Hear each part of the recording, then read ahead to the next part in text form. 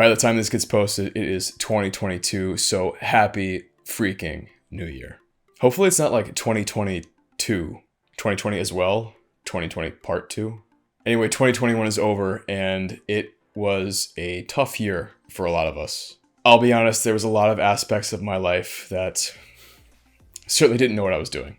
But I wanted to make a recap video, not just for the sake of making a video, but it helped me actually sit down and realize all the good things that happened in my life, all the bad things that happened, and now what do we do from here? Certainly tons of great things happened in 2021. The biggest one that I can think of is I finished residency. No more 80+ hour weeks. No more getting home from call at 2 o'clock in the morning. No more, hey, there's a chance that I get home at 8 or 9 o'clock in the evening, even when I'm not on call. It kind of speaks to how tough residency is when you realize just how lucky you are to be able to have time to do things between work being over and bedtime. It has been an absolute game changer. My mental health has improved tremendously since just finishing residency. My life actually has meaning other than getting to the hospital and not actively dying myself. It's really kind of staggering. But now that that's all behind me, the most obvious thing I can think of at this point in my life is, yeah, we got Bergie. It's a huge, huge plus. He is a massive, well, he's just massive, and we can leave it at that, but he is a massive ball of energy. He is a terrific pup. He barks a lot more than Bruin did, but still for a wolfhound, it's not a lot. He has a lot more energy than Bruin did at the same age. I think he's going to be bigger than Bruin because they're the same height. And today, on January 1st, 2022, when you're watching this, he is officially 10 months old, and I think he's taller than Bruin now. He's not nearly as thick, but he's taller. But we love him dearly, and we are very excited to watch him grow and to develop his own personality even more. The two dogs are totally different, but we love him to death, and we are very pleased we got him.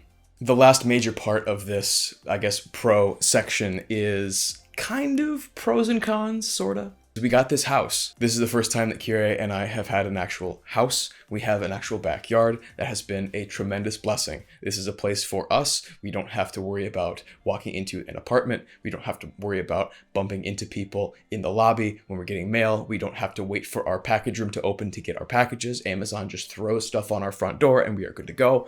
That has been lovely. The tough part about that is we have been in this house for 5 months now, and we are still putting it together. It has been not a lot of fun. Every single day we are at home, not even like off days, but like every day we're at home, we are doing something for the house. The whole house has been painted, half the floors have been replaced, the other half of the floors need to be replaced. We still have like 2 more bathrooms to redo. We have our whole bedroom and master area to redo. There's so much that goes into a brand new house, and you don't learn how to do it until you actually do it. And there has been like, okay, this works, this doesn't work.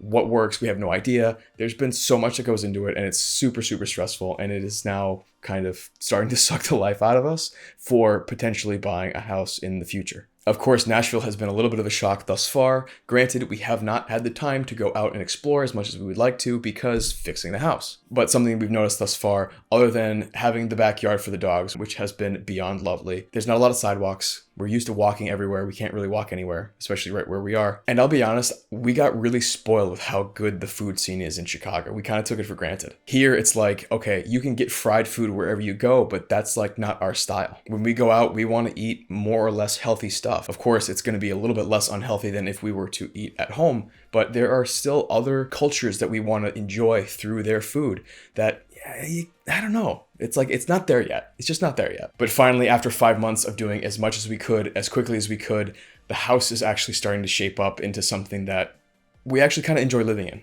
I'm hoping to have a couple update videos for you soon, hopefully within the next week or two, a lot of the house, and then as things get put together over the course of the next month, then maybe a full house tour or updates, whatever. Let me know what you guys want. It's going to be in multiple parts because we've done so much of this dang house that I can't fit it in one video of any reasonable length. And like, I'm still editing all of them, and I'm still not good at editing, so bear with me. But not everybody's life is always positive. I know you see me usually at my best on Instagram or TikTok or even this channel, but I gotta be honest, I can't stress this enough.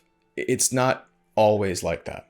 I went through a lot of stuff over the course of the past probably year and change, from mental health debacles to being homeless for a month technically, and this whole pandemic thing we've still got going on.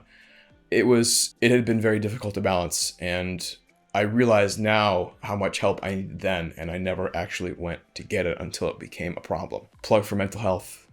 If you think something might be wrong, go talk to somebody who knows what they're doing. I'll say there hasn't been that many things that have gone on and gone wrong. I have shared a lot of them with like 3 different people. And I think I'm probably going to cap it at that, because there is part of my life that, you know, I'm happy sharing and I want to share because these are the things that I'm proud of, that I'm interested in. But all I can tell you is if there's a problem, go find somebody who knows how to fix it. So what does that mean for this YouTube channel and all of the rest of my social media? I'll be honest, I would say for about the last half of 2021, my social media endeavors were much more of a chore than something I enjoyed. I had all these like grand plans of all these different things that I was going to do because I had all of these great ideas. And when it came time to actually going to do them, I would either not do them or they would come out nothing like I had planned. So what did I find end up happening? Especially on this channel and a little bit less elsewhere, but definitely on YouTube, I found that I was just kind of morphing into everybody else. And I'll be honest, that made it worse. Now I have to not just be in front of the camera and do all of these things that are not glamorous for doing this YouTube thing, but also I had to act like somebody else or do things as other people would do them. And it's like, yeah, you get tips and tricks from other people, but I'll be honest, I'm me and I'm not them. There was a handful of people that I found myself like going back and like, oh my God, why do I sound like this person? Like, I'm not this person. Now, those people I was emulating like are usually almost exclusively in better YouTube positions than I am. And I've met a few of them personally, and I very much enjoy who they are as human beings, not only as content creators, but that's not me. So trying to act and become a different person while doing my own projects made these projects dreadful. And I know being an internal medicine physician, people want me to talk about this whole pandemic thing we've got going on, but here's the thing. After you get past like the generalities of things, it becomes very nuanced and very personal and very one-on-one as opposed to in tweet form. Sure, I can tell just about everyone, if you feel unwell, please stay home. Please do not sneeze in my face. After that, it's like a one-on-one discussion. I found that every time I turn on the television or every time I talk to one of my patients one-on-one, it's like, if you think A, then you automatically think B through Z. And that's just not how science works. You can't make these little extrapolations everywhere just to assume somebody thinks all of these things you think somebody might think. Because somebody disagrees with you in one thing doesn't mean they disagree with you with everything. Maybe they disagree with you on only that one thing and they agree with you with everything else. You don't know until you have those one-on-one conversations. And in my clinic, I've noticed that each and every one of my COVID discussions is unique. It's terrific for me. Frankly, it keeps me on my toes. It makes sure I am honest and up to date with the latest stuff. And they're always interesting conversations because everyone is different. Each and every one of those conversations is different. It's a lot of fun. It's a great mental exercise. You get a great grasp of how do I talk to different people in different circumstances? How am I supposed to convey my knowledge based on what this person knows, based on what this person knows, based on what this person knows? It's different every time. That's where I think those conversations need to happen, in a one-on-one setting, not me just talking to a camera, because I have no idea what you think about pretty much anything. And I can't have a meaningful conversation with you if I don't know those things. So after that egregious vent session, thanks for letting me do that, by the way, I have finally decided what this channel is actually going to be about. And frankly, it's just going to be about my interests. Sure, I am a doctor. That is my job. That is my training. That is my education. But that is my formal education. That is not my life education. I'm going to make this channel about the guy's name below and not just the title. Yeah, it's my name down there, and like my title is part of that, sure. But it's my name. It is what goes on in my life. Sometimes life is great. Sometimes it's less than great. You should see all that stuff. You should see the struggles. You should see the victories. The whole purpose of sharing my life with you is not just to share the highlights to make people feel bad.